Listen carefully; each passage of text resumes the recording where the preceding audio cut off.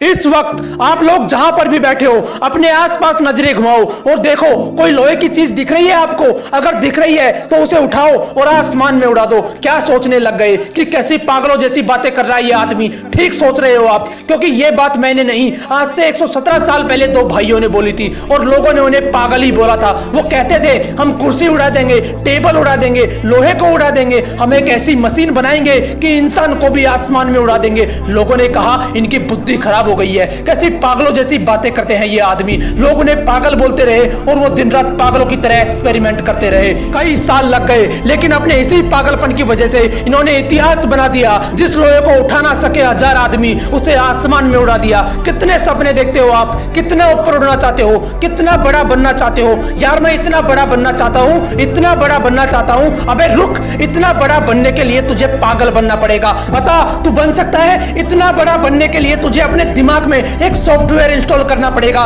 कि मैं 1000 बार फैलूंगा तब भी नहीं रुकूंगा। बोल तू कर सकता है ऐसा? अगर कर सकता है तो तू भी एडिसन जितना बड़ा बन सकता है। एडिसन एक ऐसा महान इंसान जो आज इस दुनिया में नहीं है, लेकिन उसके द्वारा किए गए 1093 आविष्कारों में वो आज भी जिंदा है। ये वही पागल इंसान है जो कहता था कि कांच से लाइट जला दूंगा, रात में भी दिन जैसा माहौल कर दूंगा। उस पर भी लोग चिल्ला रहे थे कि तू पागल हो गया है, ऐसा हो ही नहीं सकता, तू ऐसा कर ही नहीं पाएगा। लेकिन वो इंसान भी जिद्दी इंसान था। उसके पागलपन ने उसे ना रुकने दिया ना थकने दिया। हर बार फेल होने के बाद सिर्फ एक ही बात बोलता था कि साला एक बार और ट्राई करूंगा। वो 1000 बार फेल हुआ, लेकिन उसी पागल इंसान ने बल्ब का आविष्कार किया और इस दुनिया को रोशन करके चला गया। बनना चाहते हो इनकी तरह? बनना तो चाहता हूं, लेकिन मेरे पास इतनी फैसिलिटीज नहीं है। कुछ करना तो चाहता हूं, लेकिन मेरे पास पैसे नहीं है। बड़ा बनना तो चाहता हूं, लेकिन मेरा आईक्यू कम है। अबे रुक, कितना कम है तेरा आईक्यू? किताब में लिखा हुआ तो समझ में आता है ना तुझे। तेरा दिमाग जिम के जितना कमजोर तो नहीं है,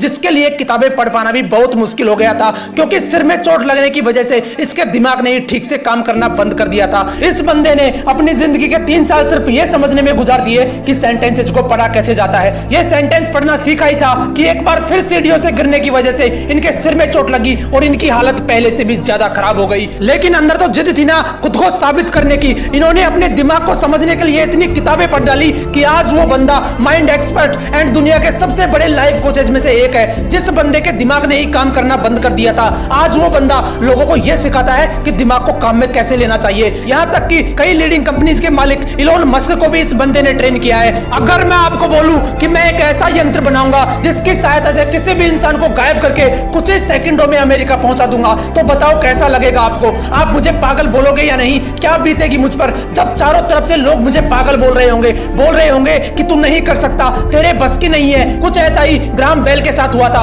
वो बोलते थे कि ऐसा यंत्र बनाऊंगा जिससे आप भगवान की तरह हजारों किलोमीटर दूर बैठे किसी भी इंसान से बात कर पाओगे। लोगों ने कहा ये पागल हो गया है, इसकी बुद्धि फिर गई है। लोग चिल्लाते रहे उस पर, लेकिन वो नहीं रुका। एक के बाद एक एक्सपेरिमेंट करता चला गया और वो यंत्र बनाकर दिखा दिया जो पूरी दुनिया को असंभव लगता था, जिसे आप टेलीफोन के नाम से जानते हो। क्या अलग था इन लोगों में यार? ये कोई भगवान थे या इनके रावण की तरह 10 सिर थे? इनके शरीर में भी 206 हड्डियां थी, वही लाल रंग का खून था। फर्क सिर्फ इतना है कि ये इंसान जिद्दी इंसान थे। इनके अंदर एक ऐसा पागलपन था कि साला 1000 बार फेल होना मंजूर है लेकिन हारना नहीं। तुम्हारे पास 1000 बहाने होते हैं, लेकिन उनके पास सिर्फ एक सपना था और उस सपने को पूरा करने के लिए उन्होंने अपनी जी जान लगा दी। लेकिन तुम सिर्फ सपने देखते हो, उन्हें पूरा करने के नाम पर तुम्हारी हवा टाइट हो जाती है। क्या अलग था यार इन लोगों में? वो भी तुम्हारी तरह ही इंसान थे, फिर तुम क्यों नहीं कर सकते? तुम क्यों ऐसा सोचते हो कि लोग क्या सोचेंगे? क्यों अपने आप को कमजोर फील करते हो? क्यों तुम एक ठोकर लगने के बाद हार मान लेते हो? याद रखना, हारने वाला कभी असफल नहीं होता, लेकिन जो हार मान लेता है वो कभी सफल नहीं होता। इसलिए